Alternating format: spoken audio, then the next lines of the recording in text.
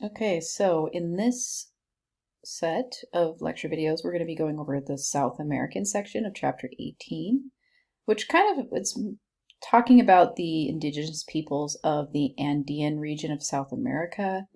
They definitely were very productive uh, until their defeat at the hands of the Spanish conquistadors. That is, they did erect, many towering monuments. They produced a lot of sophisticated sculptures, ceramics, textiles, and paintings.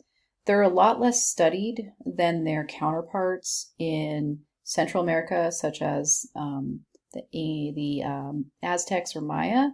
But the South American civilizations are much older, and in some ways, they have surpassed a lot of the accomplishments of their northern counterparts, such as the Aztec or the Maya. Um, a lot of the attention goes to the Aztec or the Maya. The South American Andean cultures are not as well studied, but they are still important. They did a lot of interesting things. They mastered metalworking much earlier than their northern counterparts, and their monumental architecture also predates the Olmec by more than a millennium. And the peoples of northern Chile actually mummified their dead at least 500 years before the Egyptians started to. So this area that we're talking about is a sophisticated area of civilization here. So we're kind of talking about the central Andean region of Central or South America, sorry. So the central Andean region lies between Ecuador, which is right here on the map, and northern Chile. So we're mostly talking about this area, mostly in Peru. There's basically three geographical zones in this area that we're going to be talking about. They run north and south. They're roughly parallel to one another. So there's the narrow western coastal plain that is adjacent to the Pacific Ocean. It is very hot. It's a desert, but it is crossed by some rivers that pour into the ocean, and those are very fertile valleys where people would live. And then next to that coastal plain is the high Andean mountains or the highlands. It has a temperate climate, much like we have here in Montana, very hot in the summer and very cold in the winter. And then on the eastern slopes of the Andes, we have a hot, humid forest. So we have, quite a bit of, variation here in temperature and climate. So the Andean civilizations flourished both on the highlands and on the coast. So, the first rudimentary art objects are no later than 8,800 BCE, and some sophisticated textiles are as early as 2,500 BCE, and the firing of clay began in Peru before 1800 BCE. So starting around 800 BCE, Andean chronology alternates between periods that historians call horizons. And that's typically when a single culture appears to dominate a broad geographical area for a relatively long period of time. And then there are intermediate periods in between the horizons that are characterized by a more independent regional development. The Chavin culture represents the first period or the early horizon. The Wari and Taiwaku cultures are the middle horizon, and then the Inca Empire is the late horizon. And then the regional styles that flourished between the horizons or the intermediate periods are the Paracas culture, the Nazca culture, and the Moche culture, which all are in Peru. So there's a lot of planned communities, there's a lot of organized labor, monumental architecture during this time, a lot of sophisticated artwork happening. Some of the earliest pieces in Peru, come from around 3000 BCE. And there are carved gourds, some cotton textiles survive from this really early period. And they also have, even in this early time, They have composite creatures such as crabs turning into snakes, and they also have double and reversed images, which is very characteristic of even later Andean art. So this tradition of composite creatures, which is kind of like a combination of different creatures put together in one creature, um, and the reversed images, the hidden images, the doubled images, is basically a hallmark that we'll see throughout Andean art. Some of the architecture from the earliest coastal sites consists of these large U-shaped flat-topped platforms, and some are as tall as a 10-story building, and they are usually around sunken courtyards. So there's a sunken courtyard with a large U-shape around it, and many of these complexes had large chambers on top, typically made from uncut field stones or adobe, which is kind of like a mud brick that's sun-dried. Plaster to form the walls.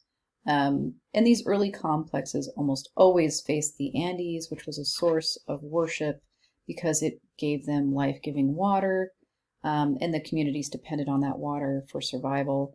And mountain worship associated with water and ancestors kind of continues in the Andean region to this day. And it's definitely something that was very prominent in their culture in ancient times as well.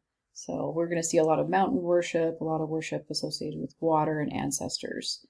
So in the highland areas, they have discovered large ceremonial complexes, much like the coastal complexes, which are earlier.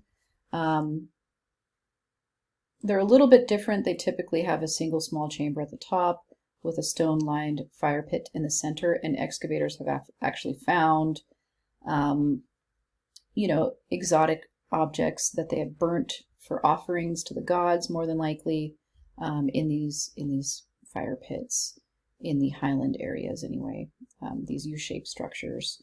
So one such U-shaped structure is Chavin de Jantar. It's actually located in the northern highlands of Peru. It's from the early Horizon period, and the culture of the Chavin actually ends up spreading throughout much of the coastal region and the highlands during the first millennium BCE. So we'll be talking about the Chavin cultures next here. I'm just going to click on this. So we'll be talking about the Ramundi stele. It is from the old temple of Chavin de Jantar, which is an important pilgrimage site dated to the first millennium BCE. It's definitely that temple is a sacred, area with a lot of complexes. It's much like the earlier coastal complexes of U-shaped buildings, but it's much larger. It is stone-faced. It has wings up to 83 yards long, and it faces east. It is consisting, the temple itself, of a lot of narrow passageways, small chambers and stairways that kind of penetrate the temple in a maze-like pattern.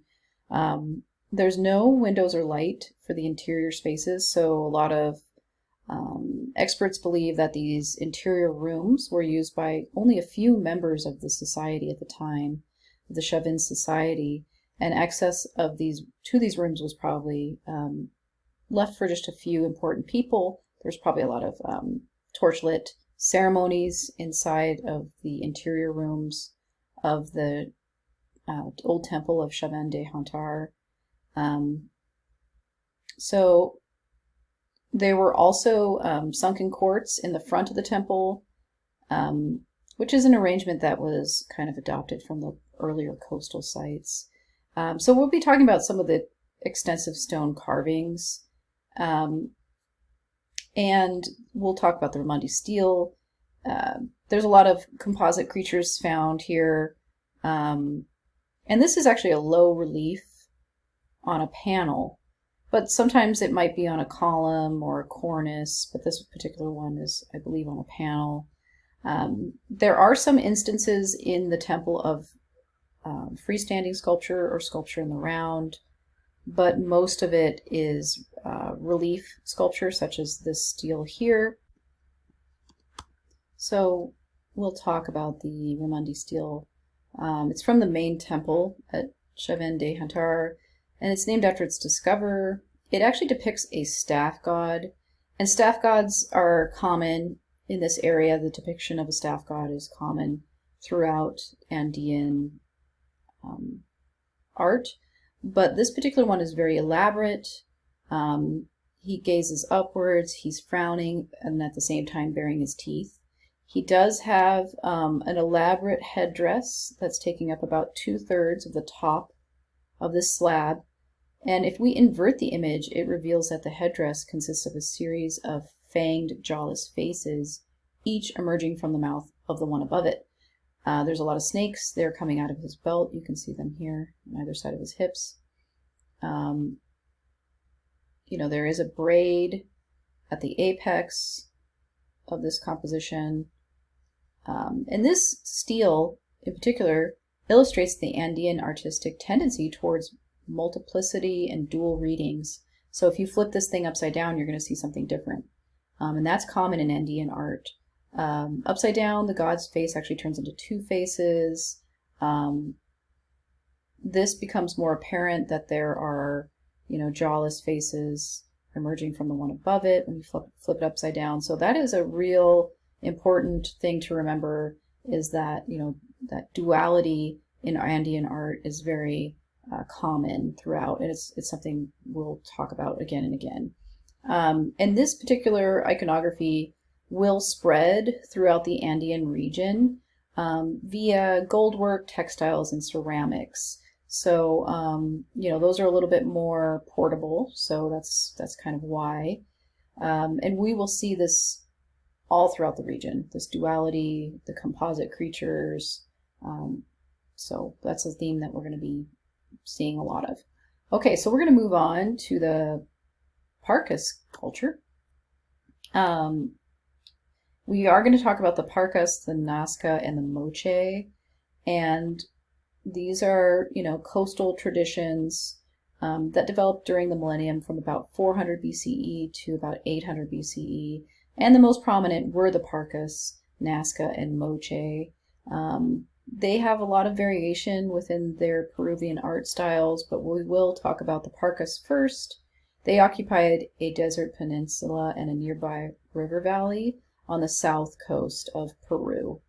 The thing that really stands out about the Paracas arts are their funerary textiles that they used to wrap the bodies of the dead, and they wrapped their bodies of the dead in multiple layers.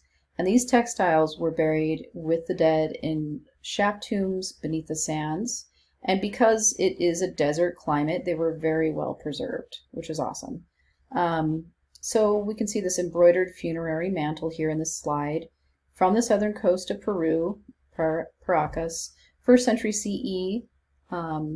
So plain weave is a camelid fiber, such as a llama, some type of wool, and then with stem stitch embroidery of more wool on top.